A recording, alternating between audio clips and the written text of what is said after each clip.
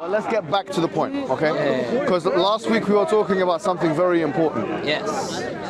And just I want to summarize what we spoke about last week, and then you can present what you need to present. And I want to present some new things maybe that to build upon what I was talking about last week. Yeah. Well, me and you both looked at some of the criterion in the Old Testament. Yes. That indicate what is a true what qualifies us, or what are the criterion for prophethood, okay? Right. And we looked at the fact that it has to, basically to summarize the points, one, that it can't be calling to another god, it has to be the God of Moses. And we accepted that what Muhammad was calling to, sallallahu alaihi wasallam, was the God of Moses. Right. The second thing you said, which was the point of discussion, which is that you can't be disloyal to God. Yes. And in that, I think that probably the biggest point of contention, where you were saying actually the problem is that you have certain laws which have been abrogated in the Islamic Sharia, which Jews don't believe in, believe that still exists. Yes. That was the biggest point of tension. Yes. And the third thing which we looked at in Deuteronomy 18:21 was the fact that this prophet can't speak, or when he speaks of something in the future, that this thing has to be true. Yes.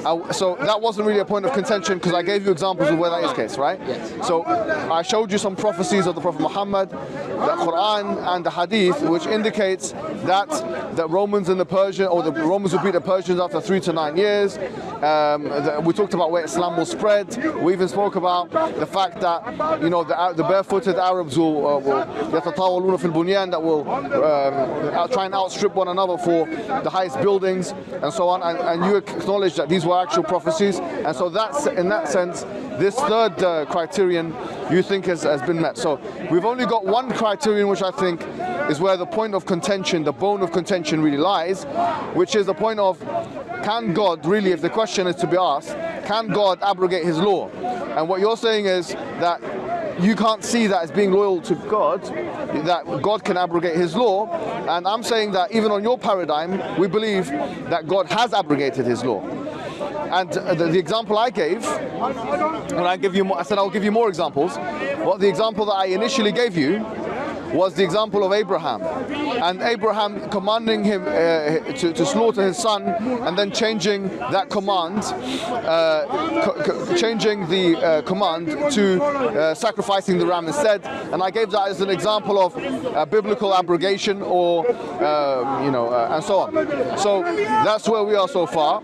You said no, that wasn't really a change of command. So would you like to pick up where we left off? Yeah.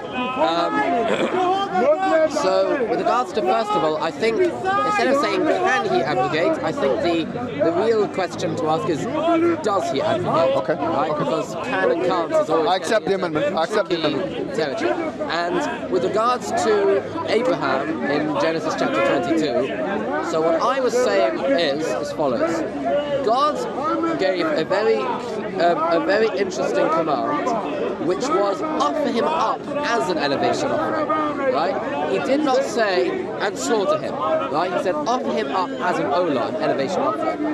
Abraham, right, is then say, okay, I need to offer him up as an elevation offering. What exactly does that mean, Abraham says?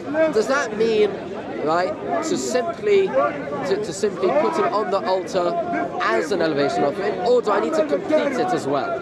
Well, can we do something? Can we read the verses? Yes. I've got the verses for you, so can I read them? Sure. All right, let me read them for you, because I think you're wrong about this, basically. With respect, and I'm not saying this out of malice, or I will give you the Agadic authority of what I'm saying. Okay. So I'm not saying that this is from me, Mohammed Hijab. I'm saying I'm going to give you Agadic authority. Yes, do you understand what that? Yeah, yeah. So the Agada, for those who don't know, is the tafsir of the Jews. Okay. All right, so let's read. It's not exactly the same as tafsir. I understand, but it is quite close. Because tafsir... It's exegesis, right? So it's not exegesis. Okay, well... Well, it's not exegesis, it's eisegesis. Okay. No, that's wrong. That's wrong. It's not. We have... That's wrong. Before you do this, just let me explain something, yeah. because this is quite misunderstood. You know what eisegesis means? Eisegesis is not literal. It's not simple. No, that's not what eisegesis means. Eisegesis means you putting your own ideas onto the text. that would mean that if you concede to eisegesis, you're saying that the biblical commentators are changing the words according to their own perceived notions. No, it's a superimposition. Yeah, it's the wrong word. So exegesis is simply commentary on the Bible. Right. Agada would be closest to exegesis. Right. It would be closest to tafsir. Right. It would be closest to that. So, and just to add to this, sorry, it should be noted that just for historical purposes, Agada came about 300 years. 300 years after Jesus' disappearance. So we're talking about the same sort of time. Agada had already started. No, I know, but the codification had been codified according to Nusna, Jacob Nusna, who's one of the most prolific. I looked into it. Yeah, you know him now, yeah. Yeah. So according to Nusna, it was about 300 to 400 years, which is around the same time, to give you a timeline, that Augustine was writing. So we're talking about 300-400 years after Christ, not after Moses. This is when their tafsir was written. So let me just respond to that. Yeah. The Agada is not a compiled text. There are many compilations of Agadas, also known as Midrashim, right, that exist, and some of them predate Jesus, and some of them are post-Jesus in terms of when they were written down. No. Right? Give me an example of. Sorry. I'll give an example. Give me an example of something which is. No. You talk about codification. As in. One of the Midrashic works, one of the Agadic works, that was already compiled prior to Jesus. Give me one example of that, please. Pbuh Reb Eliezer. Okay, no, I think you're confusing this, because from what I've seen once again, and you can, this is secondary source material, right? And I've already told you, Nusna is one example of that. Yeah, he had a whole book on it. But from what I've seen, nobody has said what you're saying right now. Nobody has said what you're saying. In terms of codification, the Agada was written. If you want to be conservative about it, or liberal in your case, we can say 100 years after Jesus. But the case of before Jesus is a very difficult one. We're not talking about the Talmud here. I'm not talking about the Talmud. Yeah, I know. I'm not talking about the Talmud. I'm talking about the Agada. Yeah. Okay. Whereas the Talmud is compiled in two texts, the Jerusalem Talmud and Babylonian. Yeah. Right. Agada and Medrash is written in a huge number of different compilations. Yeah. There's the Pirkei Eliezer, there's the Midrash Rabbah, there's the Halachic Midrash of Shimon, there's the Halachic Midrash of Yishmael, there's the Yalkut. Yeah. And when was that codified? A whole bunch. And they were codified in different times. So most of them were compiled after Jesus. Yeah, but hundreds of years after Jesus. Yeah. But the Pirkei Eliezer was compiled before. Okay, well I'll look into it. But so long as we both agree that they were compiled for the most part well after Jesus, yeah? Yes. All right, and so I'm not wrong in saying that the Agada, or the Midrashim, if you like, the Midrashim was written about 300 years for the most part after Jesus' disappearance. We're talking about the same sort of time that Augustine was writing, maybe a bit before that.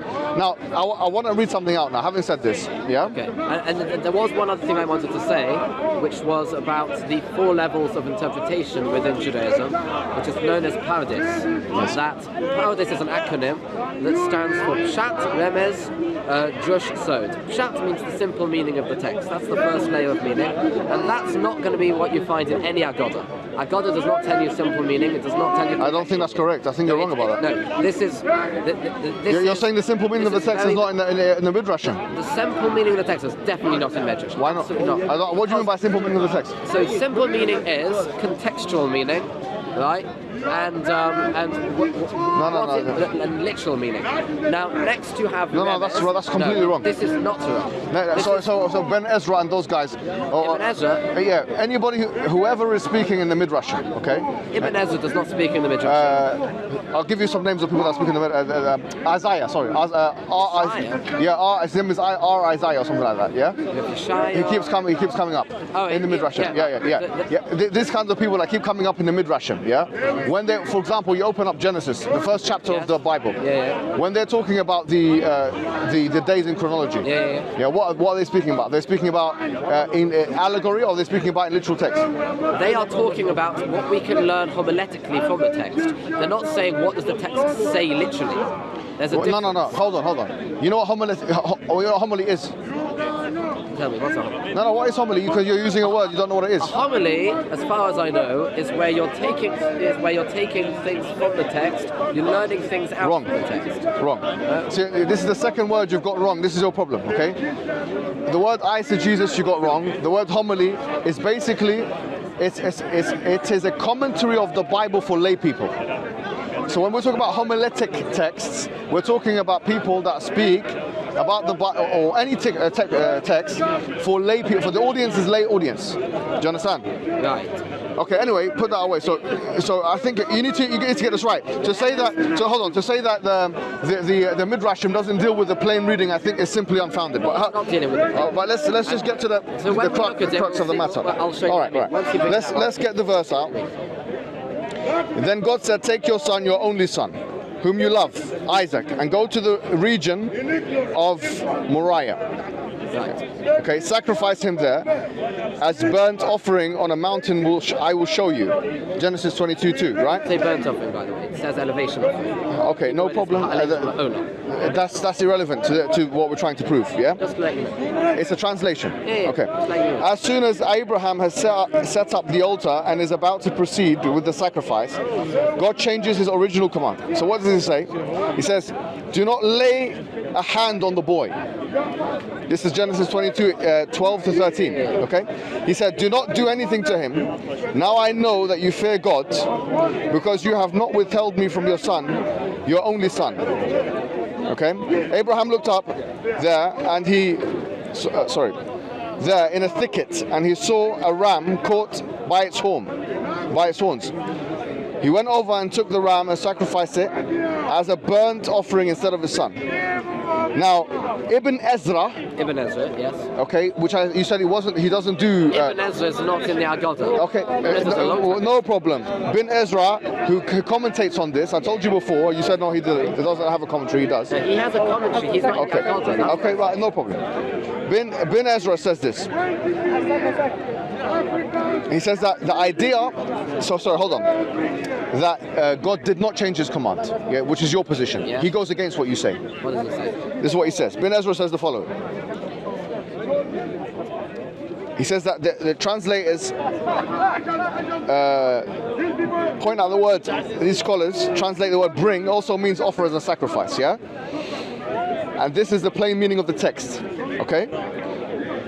He feels that those who insist that God told Abraham to bring his sons but not to sacrifice him are not bothered about God seeming to change his mind. They believe that God, who knows it all, does not change his mind. Ibn Ezra replies that this is not true. So let's see his word, eh? Okay, yeah. He says, numerous examples in the Bible portray God changing his mind. Yes. For example, God first chooses his firstborn sons to serve as priests in the sanctuary, and then he changes his mind and assigns the duty to the Levites. This is what Ben Ezra is saying. Right. So can I see the Hebrew? No, it's not. I don't have the Hebrew, bro. Okay, I can get you the. You can get it up. I'll get it for you. I'll send it to you. I mean, I'm not going to give you bibliography now and everything. No. But Ben Ezra is saying this, okay? Now, so already we have an authority that goes against what you're saying. But I want to say one more thing. Because if you go on the... No, hold on. Let me just make the full argument, and then you can say what you want. Yeah? But there are many discrepancies like this in the Old Testament. This is just one example. There's many like this. For example, in the book of Numbers and the book of Ezekiel, when it comes to offerings, the book of Numbers says the following with regards to holiday sacrifices, yeah? Yeah. On the first day of every month, present to the Lord a burnt offering of 2 young bulls, 1 ram, 7 male lambs, a year old, all without defect. Yeah. Numbers 28:11. Yeah. But Ezekiel says the following: on the day of the new moon, he is to offer a young bull, 6 lambs, and the ram without defect. That's different. Okay. Here, an example of Numbers. Following regards to the sacrifice of Sabbath, it says this: on the Sabbath day, make an offering of 2 lambs, a year old without defect, together with its drink, offering and a grain offering of 2/10 of an ephah, yeah? 28:9. This is numbers. Ezekiel says something different. The burnt offering, the prince brings to the Lord on the Sabbath day is to be 6 male lambs and a ram, all without defect. Once again, it's different. They're so significant that the Talmudic sages discussed it. Yes, they did. So what did they say? Rabbi Judah says the following. In the name of Rav, he says, remember a certain man for good, Hananiah son of Hezekiah, in his name, for were it not for him, the book of Ezekiel would have been withdrawn, since its words contradict the words of the Torah. He says, what did he do? He took 300 barrels of oil and stayed in the upper chamber and expounded it. He resolved all the contradictions. Now the point is this: you got these contradictions. You've just used the word yourself. Yeah. Now, and he resolved all of them. He stayed there until all the oil was finished.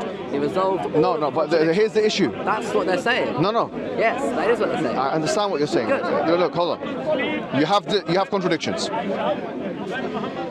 An easy way of understanding these discrepancies is abrogation. But once again, you don't want to acknowledge that such abrogation can happen. So here we are stuck between a rock and a hard stone with you.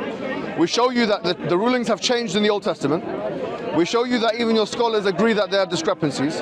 We show you that even the high authorities like Ibn Ezra realizes that God changes his mind. And what you're going to do is either reject this as a reality or accept it, and we can move on and explain why now the Prophet had the authority from God to have a new to have a new Torah. Because I'll say one more thing, final thing, before you start beginning, it's talking. In the book of Isaiah, when in Isaiah 42, when obviously we know that it's talking about the people of Kedar, and we know the people of Kedar are the Arabs, yeah? There's no doubt about it, the people of Ishmael, that we know that the prophet that's going to come at the end of time is going to come to the Arabs, the people of Kedar, yeah? Kedar. And so the people of Kedar, they're going to be sent and all that kind of. Now, it says, let them sing a new song. Now, this let them sing a new song in Isaiah 42 would indicate that there is a new law. You see? So, two part of the argument. Part one, let me just summarize my argument. We have shown conclusively that the Old Testament has discrepancies, the extent to which it brought the Talmudic commentators into shock and rattled them to the core, and they were thinking of chucking out parts of the Bible as a result. And we have seen also that the example of Abraham sacrificing, being commanded to sacrifice his son, and then changing that into a ram, according to Ibn Ezra, was in fact a change of commandment. Therefore, we have seen that abrogation is possible in the Old Testament. Therefore, and we've also seen in the book of Isaiah that when this new prophet is going to come to the Arabs, as we both know it's the Arabs, because Kedar in the book of Genesis is the Arabs, the sons of Ishmael. When these new people are going to come to the Arabs, that he's going to sing a new song. So once again, there's going to be a change of what? There's going to be a change of laws and so on. My question therefore to you is, since you've already acknowledged that the Prophet Muhammad, he has made prophecies that have come true, which in Deuteronomy 18:21 is the requisite, that this will be a criterion for true prophethood, and also that he calls to the God of Moses. My honest question to you is, why now reject this point, and why not accept the Prophet Muhammad, and why not accept the Quran and the Sunnah as the final revelation, which has come after your books, which we've already spoken about some of the changes in them? Why not accept this? Okay, so before I answer your question, I'm going to have to respond to a lot of points that you made. Okay, but you're going to have one go, and then I'm going to pray, and I'm going to come back, okay? Is that okay? Yeah, sure. What's the time? It's, you need to pray as well, don't you? It's 4:35. 4:35, so I've got quite a while. 5 minutes, yeah? I've got quite a while. Oh, okay. All right. Right. So I don't need to be leaving till 6. Okay, no problem. No problem. So, okay, let's start where you were. Okay, so said Abraham. Okay, we'll start with the Akedah, right? With the binding, and Genesis chapter 22. We call it the Akedah. Okay, so you quoted the Ibn Ezra. I, for one, would like to see the Ibn Ezra inside with the Hebrew, because then I'll be able to learn it the way it should be learned and see exactly what exactly it is that he's saying and the wording that he says it. Until I see that, I'm not going to be able to argue with you about the Ibn Ezra. Right. I can't. That's very authentic of you. Now, as for the Talmud, the Talmud is showing you a very important thing here, the Talmud that you quoted yourself, that they were doubtful, should we accept Ezekiel as a prophet at all? Because we see contradictions, right? And if Ezekiel is contradicting the Torah, if he is urging disloyalty, then maybe he's a false prophet, right? And therefore we'd have to chuck away the book. Then he said, thank God for Rabbi Ananias ben Shai, I think he said, right, that he is Ananias ben Chizkiah or something who said, who actually managed to resolve all of these contradictions and expounded all of them and exactly what points Ezekiel is trying to bring out and what exactly it is. So we see that they did not believe in that an abrogation has occurred because all of the contradictions have been resolved. How is it resolved? By eliminating him from prophethood? No. Initially they thought, okay, I'm going to have to take him out because if he's arguing with what came before, then it must be he's not a prophet. So I'm losing you. Contradictions exist. You accept, we accept. Ezekiel, what do we do with him? Is he a false prophet? Or a true prophet. Or a true prophet. Now we have the book of Ezekiel in the Old Testament. Yes. In the Hebrew Bible that you believe in. Yes, that's enough. So okay, you still have these contradictions. Now you have two options. Either you have to endure the contradictions, number one, or two, accept abrogation. What other option is there? There's a third option. Which is? Which is the option that the Talmud gave. Which is? That Ananias ben Chizkiah sat down there for a very, very long time and resolved all the contradictions. How do you resolve them? Personally, I don't know. I haven't read through the entire but thing all the resolutions. No, hold on. The contradictions exist. We've just showed you them. 6 lambs, 7 lambs, whatever. These are contradictions. You've accepted that the Old Testament scholars accepted their contradictions in law. Now, you've got two options. Either you endure those contradictions, that they exist there and we can't explain them, or you accept abrogation. Which one are you going to choose? Once again, I said that there are contradictions that have been resolved, right? How? How have they been resolved? Yeah. That I do not know. I haven't read through it. Okay. Right? If you were to now read through the commentaries through that whole portion. So the examples I've given you. Right? If you see, so if you open up now, go onto the Safaria website, right? Yeah. You now go through to those verses in Ezekiel, and you look at the commentaries there. No doubt you'll find reconciliations to the contradictions. So Josh, that's very authentic of you once again that you don't know. Basically, you're saying. Yes. That's fine. I'm going to pray and give you a chance to find out. Go on the Safaria website. I don't have access to the internet. No, it's not. Well, someone can help you, okay? Go to your phone a friend, call the audience, do what you need to do. Let me pray Maghrib. I'll be back and try for me to resolve. It's not good enough. Tell me I can resolve them. You have to resolve them. Yeah, I'm telling you. I've just told you what they are. You have to resolve. It's not good enough saying they exist somewhere. Do you know? Sorry to say. Let me tell you something. Yeah, Josh. I want to tell you something you probably didn't know. There are many things in the Midrashim that are unresolved contradictions. Do you know what? When you first open the very first page of the Midrashim, yeah, you'll find contradictions that the sages and the commentators, they had no answers to. Do you know one of them what it is? Let me tell you what it is. Sure. Let me tell you what it is. I remember this because I also went on that website that you're talking about, yeah, and it's got all the Torah and all the database. I've seen it, yeah, and I've been on it for hours. What I will tell you is that I've also gone to the actual primary texts in the libraries. One of the contradictions relates to the very first page of the Old Testament, which is that the Genesis narrative, because you know it says that God created the heavens and the earth on the first day, and then the light and so on, and then the luminaries were created on the 4th day. And you know what? I think it might have been Isaiah, or I can't remember his name. It's Isaiah, whatever his name is. In the Midrashim, you know what he said? He goes, in the book of Isaiah, I think it's in Isaiah 40 or something, it says that the light will be illuminating for all 7 days. And then he stated 7 days, question mark, how so when the luminaries were created on the 4th? He asks the question, but he does not resolve it. Now, your assumption is the Jewish scholars must, because there cannot be contradictions in the book, they must have found some resolution.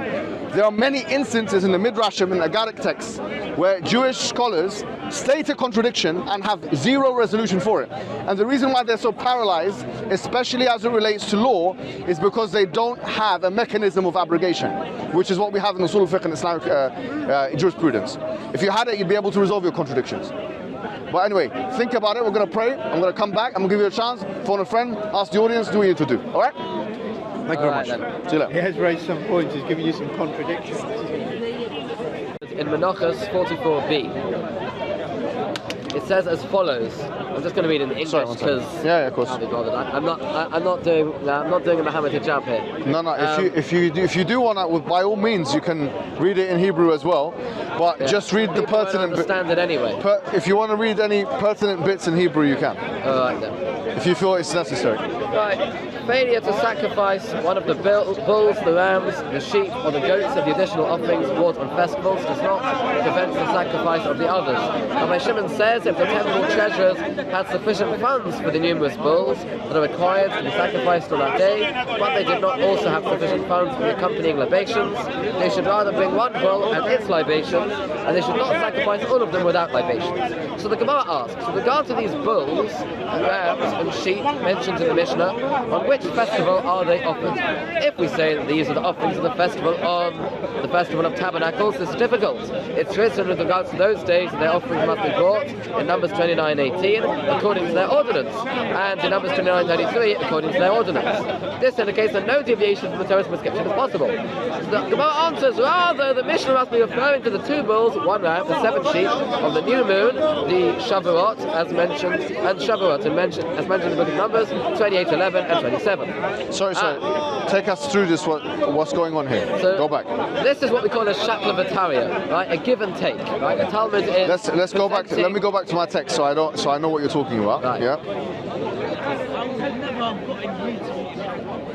All right. So, which exact reference are you mentioning here? Okay. So the references so far that are pertinent to our discussion are Numbers 28:11 and Numbers 28:27. Numbers 28:11. That have been brought up. One second. Numbers 28:11. Yeah, all right. So let me read that again. On the first of every month, present to the Lord a burnt offering of 2 young bulls. Yeah. Yeah. 1 ram. Yeah. 7 male lambs. Yeah. A year old, all without defect. Yeah. And then the next verse we've just brought up is 28:27. Okay. All right. Yeah. And. Okay. So Which I didn't mention. Didn't bring up. Yeah. So the Gemara. Right. Sorry. Just on this point, do you remember what I was asking you to do? Yes, I know. That's what I'm. Okay. Yeah. Be patient. Okay. I was very patient when you went through your whole thing. Yeah, of course. The Gemara asks, the Mishnah mentions rams in plural. On which festival are multiple rams offered? If the Mishnah is referring to the additional offerings sacrificed on those days of the new moon and Shavuos as prescribed in the book of Numbers, in the verses I just mentioned, these offerings include only 1 ram and not 2. And if it's referring to the 2 rams of Shavuos that accompany the 2 loaves as prescribed in Leviticus, a term of being is written about them in the verse Leviticus 23:18, they shall be a burnt offering to the Lord. This term indicates that the offerings must be sacrificed exactly as prescribed in order to be valid. Consequently, one may not sacrifice fewer than 2 rams. So the Gemara answers this problem. Actually, it is referring to 2 rams of Shavuos that are prescribed in Leviticus, and this is what the Mishnah is saying. Failure to sacrifice the rams that accompany the 2 loaves, as prescribed in Leviticus, does not prevent the sacrifice of the ram of the additional offering prescribed in the book of Numbers. Similarly, the failure to sacrifice the ram of the additional offering prescribed in the book of Numbers does not prevent the sacrifice of the rams that accompany the 2 loaves as prescribed in Leviticus. By the way, sorry, I wasn't mentioning Leviticus, you know that? I know. Yeah. But this is mentioned in Leviticus. Oh, right. Well, challenges. But that is the explanation that when the Mishnah mentions bulls and sheep, it means that even the bulls or sheep of the additional offering prescribed in the book of Numbers do not prevent each other from being sacrificed, i.e. the inability to sacrifice one of the bulls or sheep does not prevent one from sacrificing the rest. But when the Mishnah mentions rams, it is the rams mentioned here in Leviticus that do not prevent sacrifice of the rams mentioned there in Numbers and vice versa. But the failure to sacrifice one of those rams in Leviticus does prevent sacrifice of the other. Consequently, although the Mishnah mentions bulls, rams, and sheep together. The halacha, the law, is not the same with regards to these different animals. The Gemara responds, the Tanakh, the Mishnah teaches each statement individually. The halacha applies to each of the animals listed in different manners. Now the Gemara now cites a brisa with regards to the offering sacrifice on the new moon. The verse states in Ezekiel 46:6, which you quoted. Yep. And on the day of the new moon, a young bull without blemish and 6 lambs and a ram, they shall be without blemish. The brisa asks, why does the verse state a bull? By the way, who's the authority that's mentioning this right now? This is the Talmud. Yeah, but who's talking? No, it's the anonymous narrator of the Talmud. So it doesn't mention the name of the person. If you know the Talmud at all, it sometimes mentions the name. Yes, sometimes. Yeah. Usually when it's going through, it doesn't give a name. Sometimes it does. Sometimes it doesn't. Yeah, but usually it doesn't. Right? Only when it's giving a specific. All right. So there's no name. At this point, it's not a name. Okay, go on. Right. So the verse states, and on the day of the new moon, a young bull without blemish and 6 lambs and a ram, they shall be without blemish. The brisa asks, why does the verse state a bull, when the verse in the Torah requires 2 bulls, as it is stated in Numbers 28:11, and on your new moons you shall present a burnt offering to the Lord, 2 young bulls and 1 ram, 7 lambs for the first year without a blemish. Yeah. The brisa answers, since it is stated in the Torah with regard to the offering of the new moon, 2 young bulls, one might think that it is not acceptable to bring fewer than 2 bulls under any circumstances. From where is it derived that if one did not find 2 bulls, he brings 1? Therefore the verse in Ezekiel states a young bull in the singular to teach that even if one has only 1 bull, it should still be sacrificed. So over here it's teaching you, why does it say 1 bull instead of 2? To teach you that even if you don't have 2, you only have 1, you can still sacrifice the 1, and it's not completely nullified. The brisa now, so that's one part of it. The brisa discusses the continuation of the verse in Ezekiel, 6 lambs, which mentions 6 lambs. Yeah. Why does the verse state only 6 lambs when the verse in the Torah requires 7? Yeah. The brisa answers, since it is stated in the Torah with regard to the offering of the new moon, 7 lambs. 7 One lambs. might think that it is not acceptable to bring fewer than 7 lambs under any circumstances. From where is it derived that if one did not find 7 lambs, he should still bring the 6 that he has? Therefore the verse in Ezekiel states 6 lambs to teach. Then in the absence of all 7 lambs, one should still sacrifice the 6 that he has. And where is it derived that if he did not find 6 lambs, he should bring 5, and that if he did not find 5 lambs, he should bring 4, and that if he did not find 4 lambs, he should bring 3, and that if he did not find 3 lambs, he should bring 2, and if he did not find 2 lambs, he should even bring just 1 lamb. Yeah. Therefore, the next verse in Ezekiel 46:7 states, and for the lambs as his means suffice, indicating that one should bring however many lambs one is able to bring. The Gemara asks, but once this is written, why do I need the previous verse to state 6 lambs? Indicating that if one does not have 7 lambs, he should bring 6. So the Gemara answers, it teaches that although the minimal obligation is satisfied with even 1 lamb, nevertheless, to the degree that it is possible to seek more lambs, we seek them. Right? And the number that we'll then go to is the one directly below the one in Numbers, i.e. 6. Now the Gemara presents another law derived from these verses. And from where is it derived that failure to slaughter some of the required 2 bulls and 7 sheep of the additional offering on Shavuos, Pentecost, prevents fulfillment of the commandments with the others? The Gemara answers that the verse in Numbers 28:31 says, they shall be. The term they shall be indicates that the offerings must be brought precisely as prescribed. Okay. Now the Gemara discusses the meaning of another difficult verse in Ezekiel. We don't need to go to the other difficult verse now, because you've just mentioned these ones, so let's do one at a time. Okay, sure. So what I understand from it, and tell me if I'm wrong, is that he's saying the minimum is 6, for example, of 6 or 7, and the maximum is 7. Maximum is 7. So he's not saying the maximum is 7. So if you bring 6, it will suffice, correct? He's saying that there's 3 degrees here. Yes. The lowest degree is if any ram. Is any number below 6. Okay. Then the second degree is 6. And then after that? And after that, is 7. The highest level is 7. Oh, good, beautiful, I understand. Yeah. This is an unacceptable harmonization. Why? On 2 grounds, and I'll tell you why. Yeah. Now he's attempted in the verses. There's no suggestion. Number 1, that this is the minimum, this is the maximum. That's an imposition. We were talking about what eisegesis means. That is an eisegesis, and I'll tell you why. If it was so clear that this is a minimum and this is the 3 levels that you talked about, then you wouldn't have such a different interpretation with other commentators. Let me give you one example. So Rashi, yes, he says the following, trying to harmonize the verses. Yes. He says, on the Sabbath day, 6 lambs. I do not know why, he says. For the Torah says 2 lambs, Numbers 28. I haven't actually brought up the Sabbath. But hold on. But the Sabbath day can mean the Sabbath of creation, i.e. the 7th day of the week. Yes. Or a holiday. Yes. And I say that this Sabbath is not the Sabbath of creation, but rather a holiday. Listen to this, yeah? Yes. Which requires 7 lambs and 2 rams. Yes. This teaches that the total number of sacrifices does not preclude offering less, if necessary, which is what we were talking about, yes? And thus, if one does not find 7, one should bring 6, and if one does not find 2 rams, one should bring 1, just as the sages expounded with respect to Rosh Chodesh, yeah? Yes, Rosh Chodesh is a new moon. Right? No, but I understand what you're saying. But what I'm saying is, this is a failed attempt at harmonization. The reason why is this, yeah, very clear. When you have numbers, and this is expounded in some of the books of even the sages, yeah? When you have numbers, that is the clearest form of unequivocation. So at one point it's not saying minimum and maximum. There is nothing in the Hebrew, in the original, that says that's what the Bible does not say that. The Torah does not say that, yeah? Nowhere does it say this is the minimum, or bring only, or this or that. We have that actually in our Quran, you know, when it's talking about sacrifice, tells you what the minimum number is, maximum number, that kind of thing is specified. The Torah does not mention that. So this is an attempt to harmonize, which is trying to pull different strings together. That's why Rashi had to bring forward the holiday as another explanation. What is the Sabbath? Now they're playing hermeneutical gymnastics because they no, I understand. But what it is that you still are enduring a contradiction that would be much easier resolved with an abrogation. If you say that one is this and then it became like that, you still have to deal with the fact that the Torah has 2 injunctions talking about the same matter, but has different numbers. One is saying 6 lambs, one is saying 7 lambs. One is saying 1 ram, one is saying 2 rams. They are different. You're saying this shows a minimum and maximum. But if it was showing minimum and maximum, we wouldn't require Rashi, we wouldn't require the Talmudic scholars to tell us that.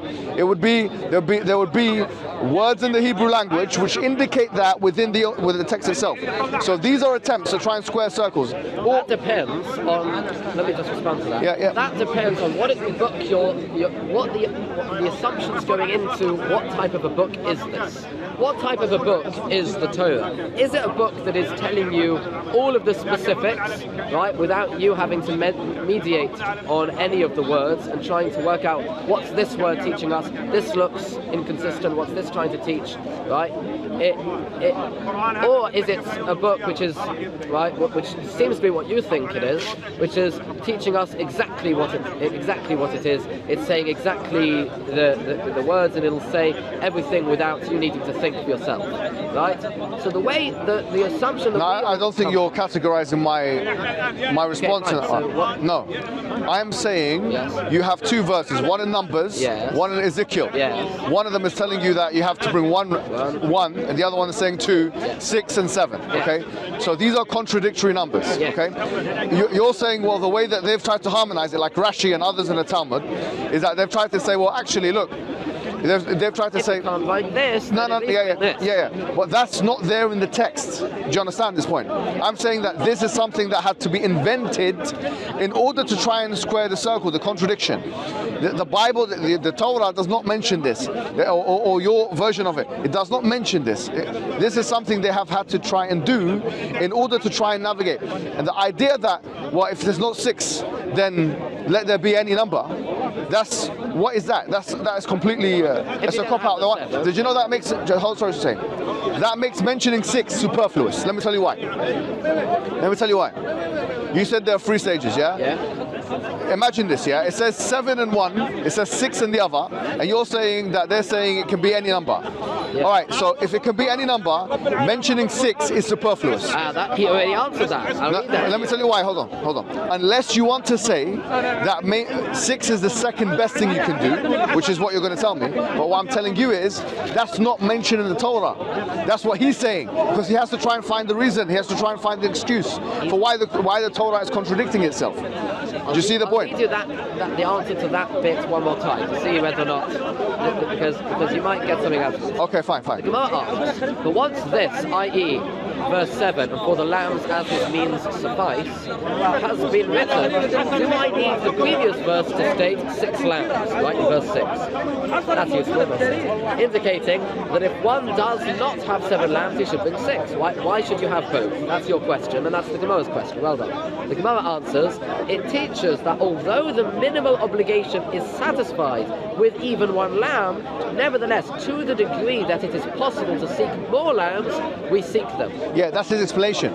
I'm saying that explanation is unjustified. There's no reason for him to have an explanation like that. Because if you're saying you can satisfy the number with 1 to 6, then mentioning 6 becomes superfluous. Because if you teach... Why 6? Because if you were to only say, if you only have 7 in numbers, and then in Ezekiel all it will say is verse 7, and for the lambs as his means suffice, then we would not know that there's any better thing to bring. No, but there's to bring 2 than to just bring 1. There you have it, Josh. What you're saying is not what the Torah is saying. It is. What? No, it's not. It doesn't. No. The Torah is not saying bringing 6 is better than bringing 1. That's what you're saying. This is exactly what the Quran warns you and the Talmudic scribes of doing, which is يحرفون الكلمة عن مواضعه. You are literally changing the word from its contextualized meaning. You have to do that because in order to avoid contradiction, the Quran is criticizing. And there's actually one interpretation that says that this doesn't always necessarily have to mean that you're changing the words in literal form or taking things out and putting things in which we do believe has happened. But it also means that you have to decontextualize things in order to make sense of them. Because look what you're saying here, better and worse. These words are not there. You are inventing those words. Do you see? There's nothing like that. And let me ask you one question. Yes. People don't know this, and it's true. We as Muslims, I was quite surprised to find this out myself, actually, when I was doing my own research on the halakha. Because this is what we're talking about, isn't it? We are talking about the halakha. We are talking about the Talmud. But what I found was really interesting when I was doing my own comparative research was that the Sharia, thusly understood, it uses something called usul al-fiqh, or the principles of extrapolation. So we have things like al-khas, wal-am, al-mutlaq, wal-muqayyad, which is generic verses, specified verses, and all that. I was surprised to find that Jewish people had that all along as well. Which makes it easier for me and you to have this conversation. Do you know why? Because I will ask you a question. What principles of extrapolation are being used? Do you see? Yes. Do you see? I'll tell you exactly which. So let me just make sure the question is very specified. Yes. In order to extract a ruling in halakha and in the Sharia, there must be an overriding principle which will be used not just in this circumstance, but in every single circumstance wherein which such a similar situation or verse or combination of verses arise. So what I'm asking you is, first of all, what principle of extrapolation is being used? And number 2, give me another example, or give me some other examples where these principles are being used consistently. Okay. Right, let's take it. Do you see the point? Do you see the question? Okay, so because otherwise, what it will be is like special pleading. Because if you don't show me that there's a principle that's at use here, an overriding principle which we are using to extrapolate all the verses, then you're using, what you're doing is you're inventing a principle or inventing a rule which only aims to try and rectify one contradiction at the detriment of all the contradictions, or all the other verses, or all the other halakhic rulings that exist in the altar. Do you see the point? Yeah. Right, so I'm going to have to go through the principles. Do you remember the principles? Yeah. Go through them with me, please. Kal v'chomer is a fortiori. Pardon? Is a fortiori. Okay. Do you know what a fortiori is? Yeah, a fortiori, like a fortiori, yes. Yeah. Zero shava, it's an equal, it literally means equal cutting. It means if this word means something here, exactly, it means the same thing over there. Exactly, yeah. And what do you call these principles again? Remind me? These are the Shlosha Semiras HaTorah Nejeshes Bohem, which means the 13... 13, yeah, exactly, yeah. I remember them. I remember going through that, and I was quite surprised, because you have generic and you have specified verses as well. Yeah. You have what we call a khas wal am, or the mutlaq and the muqayyad. We say klal ufrat, a general and a specific. Exactly. Yeah. So tell me now, what principle are you using to make this, because what you said here is that one rule, 6 is better than 1. 6 is better than 5. 5 Yeah. Than 4, Now, 4 for you to say that, you have to provide evidence. You have to give me a principle that you're using to derive that conclusion, hermeneutically, or in this case, halachically. Go ahead, please. Right. Go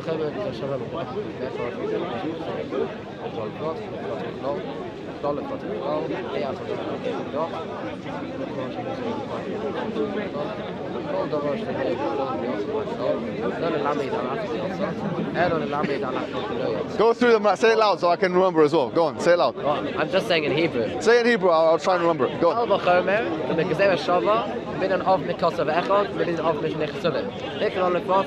Say it lower, slower, slower. What does that mean? The is from general and specific. Specific, yeah. And from specific and general. Okay, yeah. Say that one. Say that one again. Yeah. A general, a specific, and a general. Yeah. You Yeah, can't which judge them specific on in a general. except with the specific. It was specific. Yeah, yeah, yeah. We have the same principle, by the way. Oh, cool. Yeah, yeah. You need the mukhassis. It's called something which specifies the general. Say that one again. Which is general, which needs which is needed for a specific. the general which is needed for a specific. It needs, which needs, the specific needs it. Yeah, yeah, of course, yeah. Right. Yeah. Oh, those again. Yeah, yeah. And then the opposite, Okay. כל דבר שחייב בכלל ויוצא מן הכלל, למד, לא למד על עצמיותו, אלא למד Say that one again. כל דבר שחייב בכלל. No, in English. Anything which was in a general thing, ויוצא מן הכלל, and then it went out from the general thing. Which is specified, yeah. ויוצא מן הכלל. Yeah. לא ללמד על עצמיותו, it's not coming to teach on itself, the fact that it went out. So, what's the 13 things called again? Shlosh Esrei Midas. Shlosh Esrei. Eshra, which means 13. Shlosh Eshra. Esrei. Eshra is like it's Ashra, isn't it? It's like 10, isn't it? Yeah, yeah. Eshra means 10. Yeah, it's Esrei. Yeah, yeah. Esra, yeah. Esra, yeah. I remember this now. Shlosh Esrei Midas HaTorah Nidreshes B'hem. Achat, Shnayin, Shlosha, Arba, was it? Arba, Shamesh, Shesh. Yeah, Shesh, and then Shava, and then Shamanya, and then Tessa, yeah, and Asa. Yeah, you got. I got this, brother. Yeah, Yeah, very, very good. Brother, we got this, brother. You're very good at it. Yeah. So you're saying? Your Hebrew is much better than my Arabic, I'll tell you that. You said Shalosh Asa. Shalosh Asa. So that's 13, yeah? Yeah. So that's 13, we say. Shalosh Asa. Go on. Esrei. Yeah, Esra, sorry, go on. Yeah. So you got 13. You went through like 6 of them now. Yeah, I'm going through. But I tell you, I've been through them, and you're going to find this very difficult. Because there's no principle where you can get this. This is a contrivance. כל דבר שיכול בכלול, ויוצא מהכלול למד, לא למד על עצמיותו, אלא למד על הכללות. כל דבר שיכול בכלול, ויוצא לקייטן, אחד. So what you're basically saying, what he's using To try and harmonize it. someone's made that up, but they're not using the principle. Exactly. כל דבר שיכול בכלול. Exactly. You see. We couldn't get away with that in usul al-fiqh. You'd have to show you're working out. But which is good because we on the Sharia and the halakha are very similar. Islamic law and Jewish law, basically.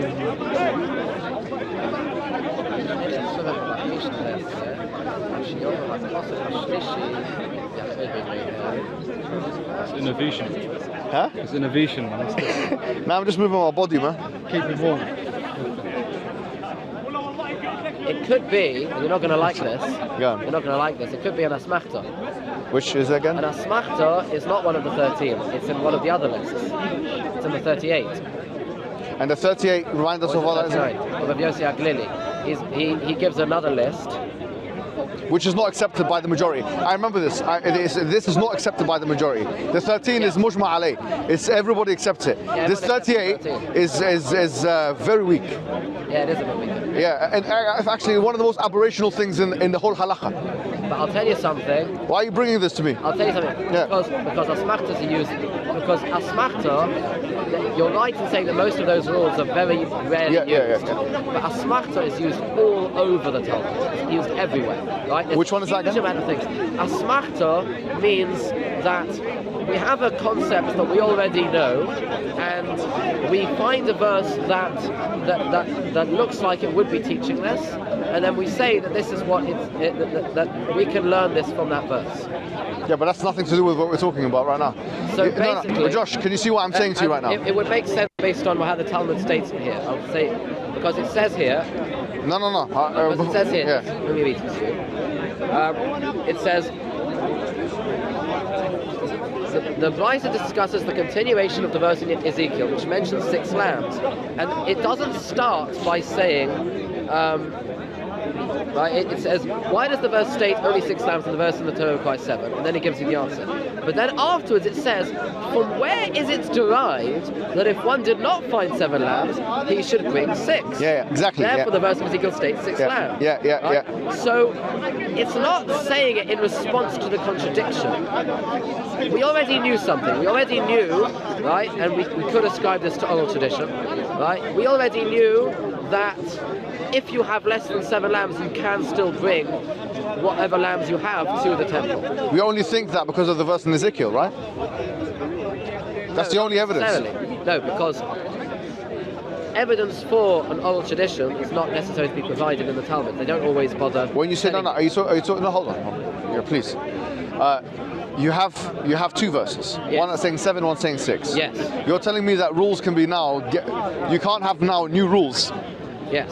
Unless they're derived from this, all right? So, look, I'll throw a question out there. Okay. What was being done during the time when the temple was up?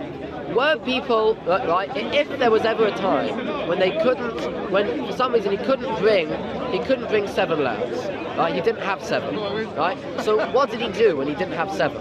Right? Did he simply not do it at all, or did he bring less than 7? No, but now what you're doing, with all due respect, Josh, is you're trying to use your own rationality above and beyond the text, which is not acceptable in the Jewish tradition.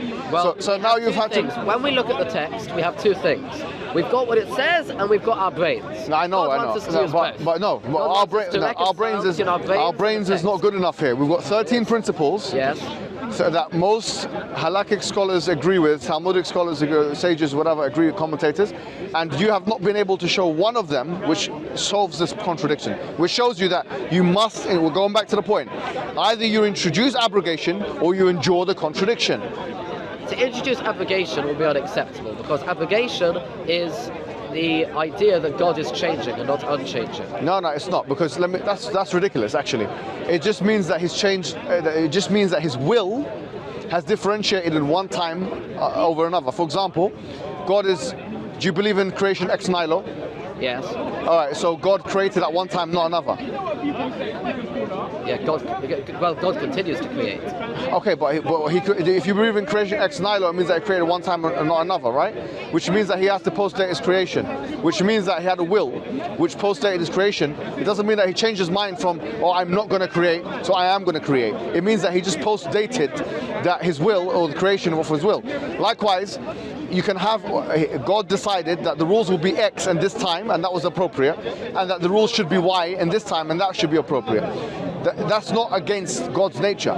It doesn't change his immutability. Do you see the point? I mean, even if you say that, it's still not going to completely help you, because in Exodus chapter 31, it does say that Sabbath is an eternal covenant, right? So that's still going to be an issue for you. No, it's a covenant. No, well, here's the thing is, we've already spoken about abrogation, okay? Yes. We have to see if it's possible. First question, is it logically possible? Absolutely. God is not incapable of abrogating, correct? God is not incapable of anything. Okay, no. God is not incapable of anything, but if God does certain things, it disqualifies him from being God. For example, if God becomes a man, can God become a man? can God become a man is like asking. If God becomes a man, asking me if God can become a man is like asking if God can draw a square circle. It's beautiful. It's impossible. It's impossible. It is. So exactly that. So it means it's an impossible statement relative to the majestic God, right? So it's illogical. It's illogical. Right? Yeah. It's impossible. It's a sound that doesn't have meaning. Oh, right, I accept it's like it. saying, does God? Yeah, exactly. What does that mean? Me and you agree. I don't know, but can he do it? Yeah. Me and you agree on that point, Josh. Meaning it's in the realm of impossibility. Yeah. We're talking, can God do something, which is a meaningless statement. There's no such thing as can be planned by God, basically. Okay, yeah, agreed. Now, what I'm saying is, abrogation doesn't fall into the intellectual impossibility category when it comes to God, correct? Abrogation not falling into the impossibility. It's not like square circle. I think it is, because it's not. the idea that God changes in any way. No, but we're not saying God changes. You said that you believe God created ex nihilo. Yes. All right, so which means that there was a time where God created and a time where He didn't create. Because God's above time. Yes. So there's a time that He created and there's a time that He did not create, correct? It's a difficult thing to say. You said that he believed that creation ex nihilo. Yes. Creation ex nihilo means God created in time and space. There was a time equals zero moment. Right. All right. If God created in time, that means there was a time where God did not create. Right. All right. Like, for example, there was a time where human beings did not exist. Right. Which means that God is forgiving. Do you believe God is forgiving? Yes. All right. There was a time where, although God is forgiving, He didn't manifest His forgiveness because there was no people to manifest it on. Right. All right. It doesn't mean God is not God is changing because He's doing something now functionally that He wasn't doing before. Right. All right. So the ability for someone to do something doesn't diminish if there was no object of doing it too. If I put you in a desert island or in a place with no people, and you're a loving person, a generous person, you having no subject to do it to doesn't mean that you are no longer a loving or generous person. I think it does. No, it doesn't mean that. I think that's exactly what it No, does. it doesn't. Because when we say somebody is loving, we mean that he is in a subset of people who do loving things. No. If you don't do loving things, you can't even classify. Is God forgiving? God is forgiving. Beautiful. The fact that He forgives. Okay, now hold on. Did God have the ability to forgive before human beings were on the earth? I think that's a contradiction in itself. So He didn't. I think that's a self-contradiction because the idea that you could be forgiving with no one to forgive doesn't make sense. It does make sense. I'm asking you a question. I don't understand. You believe in creation ex nihilo, correct? Yes. Okay. Do you know what that means? Yes, creating something out of nothing. Beautiful. So there was nothing, and then God created something, correct? Yes. Beautiful.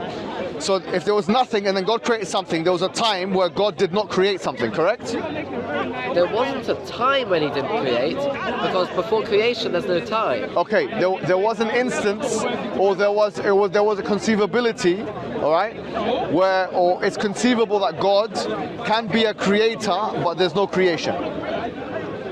By the way, you cannot believe. This is blasphemy on your level. It's huge blasphemy. Let me tell you what. Of course, it's blasphemy. So you're saying that before God created the world, God was not the creator? How could He be? He didn't create anything. No.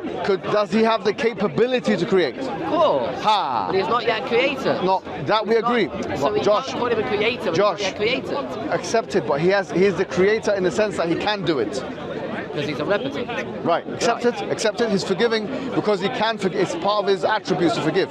Right. Right. Now, this is important because what I'm telling you is the fact that God doesn't do something is not indication that He can't do it. The fact that He... Say that again. The fact that God doesn't do something is not an evidence that He cannot do it. Right. So the fact that God did not create at one point is not evidence that He couldn't create. Right. Right. Same. What I'm telling you is the same. So just because God did not create doesn't mean that He's not a creator. So if you can post-date creation, it doesn't mean that now you're changing. It doesn't mean you're changing now. It means that the functional attributes of God are being manifest at a different time. Right. And in fact, if you say that that's not possible, that will be limiting God. that God has to be always doing the same thing over and over, and there's no room for will. Like God is not a willing God then God is forced to do everything. In that case, there's no will.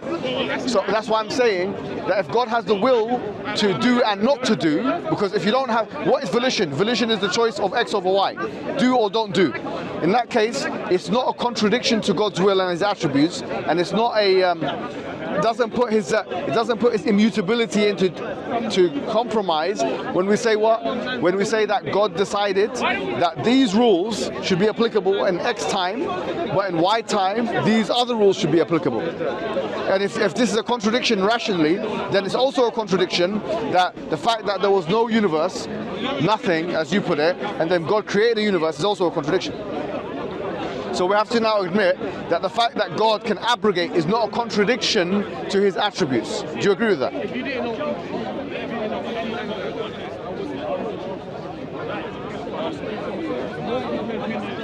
When you take the next step, don't count the numbers.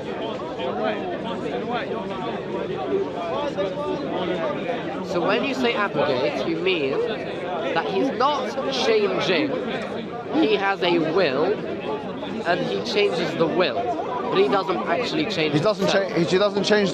We don't say He changes the will. He now, His will is different. And by becoming different, the will is now if God could not choose X over Y and Y over X, then He doesn't have a will. Then there's no will. Yeah. In order for God to have a will, you're saying there must be a choice. Means that there has to be a choice. Yeah. And He has to be able to exercise that choice. Right. Yeah.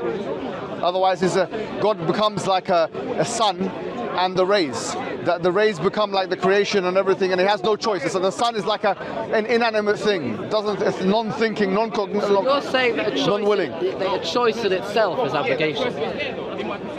No, all I'm saying is this, because I asked you two questions. There's the rational aspect, and then there's the sexual aspect. The rational aspect, I'm saying, it's not inconceivable that God should abrogate, because abrogating would fall into the same category as creation ex nihilo, because it just means that something is X at one time, or God's will on subject A is X, and God's will on the same subject is B at maybe a different time. And that changing will is necessary for him to have a will. If God cannot, it's not changing His mind. It's now choosing X over Y or Y over X. If God does not permanently have the ability to choose X over Y or Y over X, that means God is a non-willing God. And if He can't do that in the category of laws, that makes Him impotent. So in that sense, that's why I would say it's blasphemy. If we say that God cannot will to change laws X to Y or Y to Z, then that's blasphemous. Because and of course you don't hold this as an authority, but I do. In Hosea, it says, Ani el v'lo ish v'lo mishaneh, something like that. It says He doesn't change. No, we agree that it doesn't change, but we're saying this is not change. So you're saying that changing the will, but you don't want to call it that. If you don't have making the will different is not considered the ability of God to choose X over Y and Y over X. If He doesn't have that, by the way, sorry to say, Maimonides accepted that. Have you read the Guide to the Perplexed? No, I have not. All right, so he establishes the will through particularization. He establishes it through the same arguments as the Ash'aris, by the way. And I think this is what you're saying here is unfounded in Judaism. Because the major scholars of Judaism, like Maimonides, in his Guide to Perplexed, they accept that God has will, and they accept creation ex nihilo, and they accept what that will means. Right. So there's no doubt that my interpretation of Judaism here is clearer than yours. Well, because I'm quoting you the authority, I don't think anyone has said anything different. God has will, and what is will? The ability to choose X over Y. Right.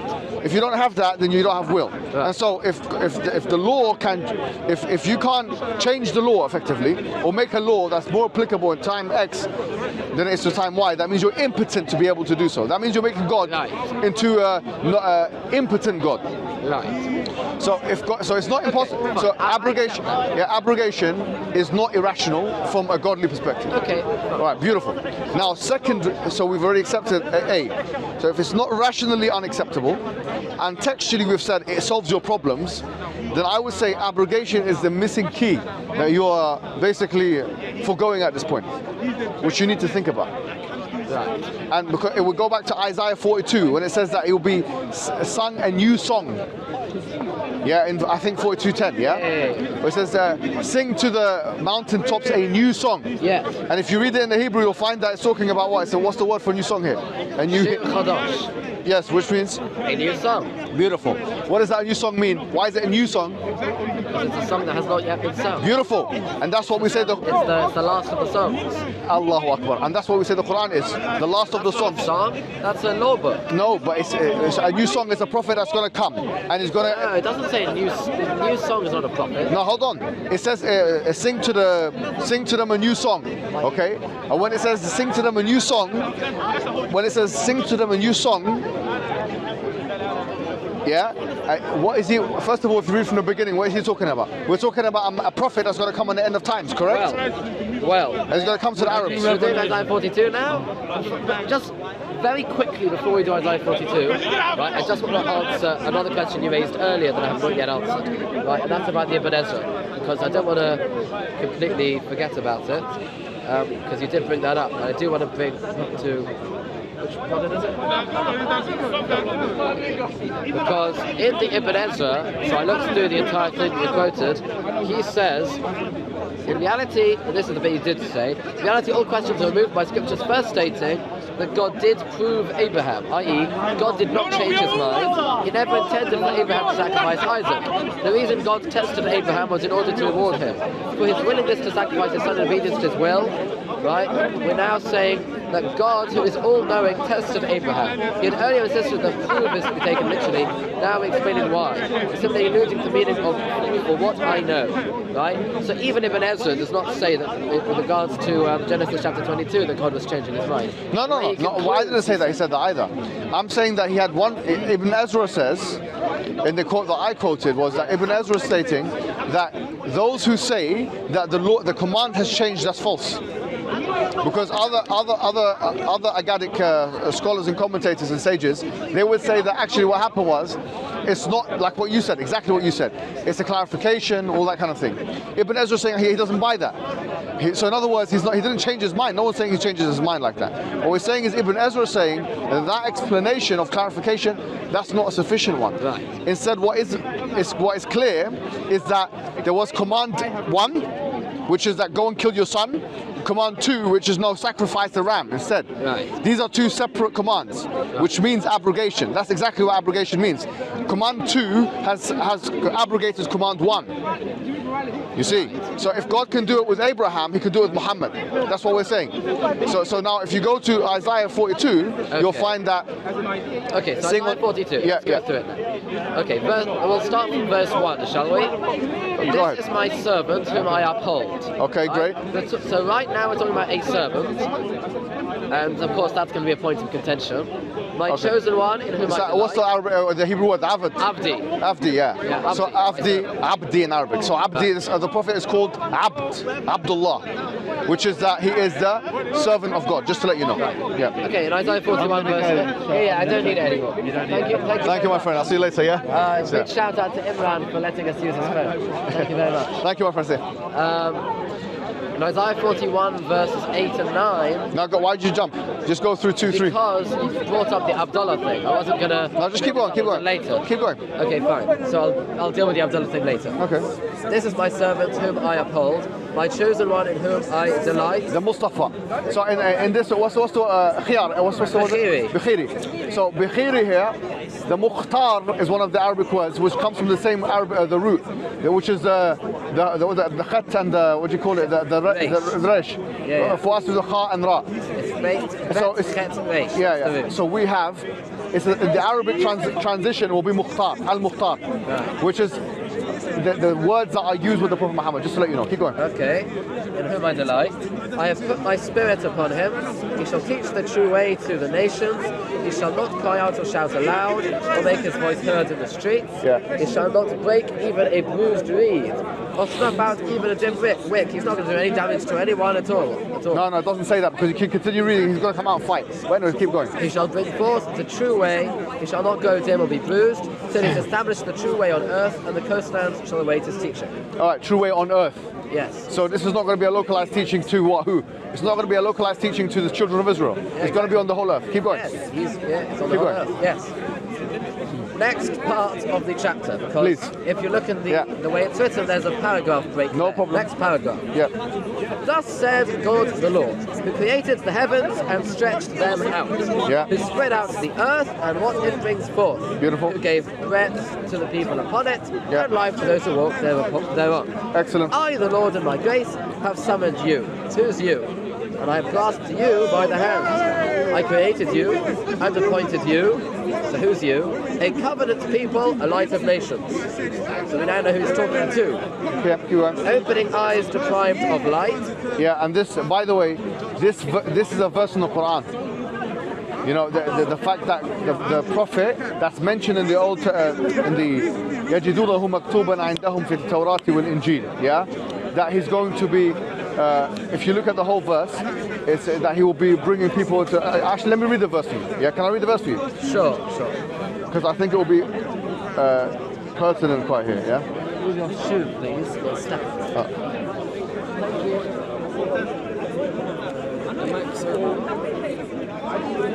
So this is الذين يتبعون الرسول النبي الأمي.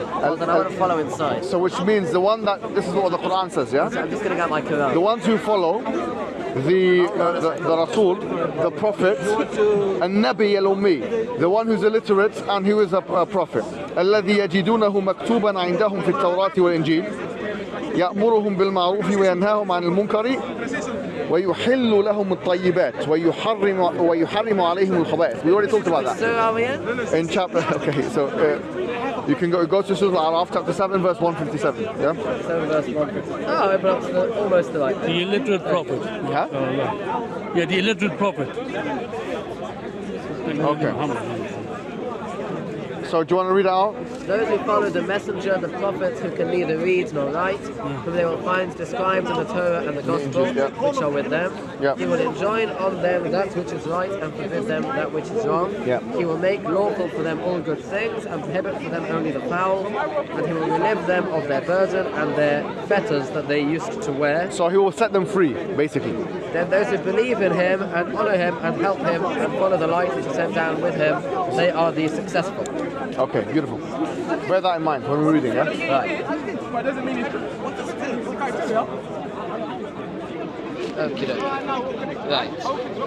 Where were we? Rescuing prisoners from confinement. Right. So right now he's talking to the covenant people, the light of nations, right? And he's saying what they are doing. Opening eyes deprived of light. Yeah. Rescuing prisoners from confinement. Beautiful. Prisoners from what? Confinement. Yeah. The أغلال التي كانت عليهم, yeah? Remember we talked about this verse about prisoners in the Quran. Yeah. See, look, the Quran is directly. You did see the previous verse, didn't you? No, fine. But listen to what it said. The Quran saying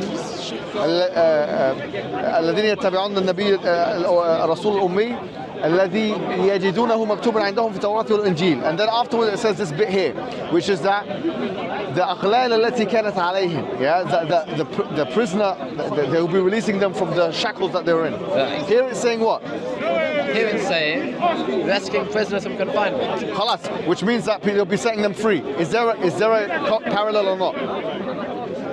I mean, for sure there's a parallel. Beautiful. Keep going. But in context, we see who's doing this, the covenant people. Keep going. Okay. Keep reading. You heard that, yes? Say that again. You know what I said? Say it again. The covenant people is the one doing this. Oh, keep reading. That's what it said in the previous no, we haven't. We're going to come to the covenant. Who the covenant came to, and who this man's going to come Covenant to. people. No problem. You're part of the covenant. I understand that, and that's why we're having this discussion. Exactly. Otherwise, I wouldn't be having this discussion. Keep Rescuing going. prisoners from confinement, from the dungeon those who sit in darkness. I am the Lord. That is my name. Wait. So now there's a discussion about darkness. Yeah. Yes. And we read in the Quran, it's talking about nur, that he's going to come with light. Right. Bear in mind that. This is what يَجِدُونَهُ مَكْتُوبًا عِنْدَهُمْ فِي التَّوْرَاةِ وَالْإِنْجِيلِ. This is what you'll find written in the Torah and Injil. Keep going. I am the Lord, that is my name, and I will not yield my glory to another, nor my renown to idols.